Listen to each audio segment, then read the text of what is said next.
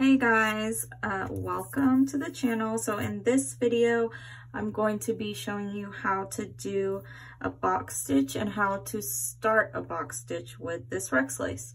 So the first thing you're going to do is find the ends of your RexLace and then find the other ends.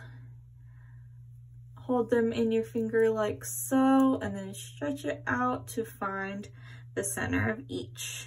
Then you're going to take one of them off, leave the other one on, and what I'm going to do now is wrap it around my finger so you can see it's around here once. I'm going to take this front one that's facing me, go under my finger and wrap it around one more time. Then I'm just looking at the bottom and evening out the tips at the end, making sure it's even. And now you can see I have this RexLace wrapped around my finger twice, making two. These are going to be two loops at the base, and at the tip of my finger it's coming forward, and the one at the back of my finger is behind my finger. So now I'm going to take my other piece and I'm going to loop it underneath both pieces of white, and then I'm going to make sure that the green is centered. So my green lace is even on both sides, and now I have the two pieces, so I'm holding it tight in between my pointer and middle finger, and then I'm going to use my thumb to hold down both pieces of white and have them stable so I can show you what to do next. So now I've taken the end of my green lace and I'm going to be going over and under. So starting out on this side, I'm going to be going over this front white one right here and under this one towards the back of my finger. So I just go over this one and I'm looping it under right here. And when you're doing this, it's important to loop over the one that's coming out so it will lock in place, or else when you try to pull it tight, it's all gonna come apart. All right, so I'm taking my end of my other one, my end of my other green one, and I'm going to do the same thing. I'm going to go over this one now and under this one. So I'm going over the one that it's closest to over here and then under this one. So I'm just going to loop it through like this. And one thing I'm noticing right now is that if I pull it tight, it's gonna be twisted, so I need to make sure that it's flipped. So I just flipped the RexLace over, so I know now when I pull it tight, it's going to make the box. So you can see how when I pull it tight, it's already going to make a box shape, a box weave, or a square knot, square weave, whatever you want to call it. So I'm taking it off my finger. I took it off my finger. Now I'm going to pull them to tighten it. And what I do when I tighten it is I pull one of each color in my hand. So I have one of each color and I'm just slowly tightening it. And I don't go too hard. I just try to use even pressure so that it forms a neat little box. And there you have it. So when I tighten it out, I pull from both colors, and sometimes I will switch, and that way I just get tension on all ends.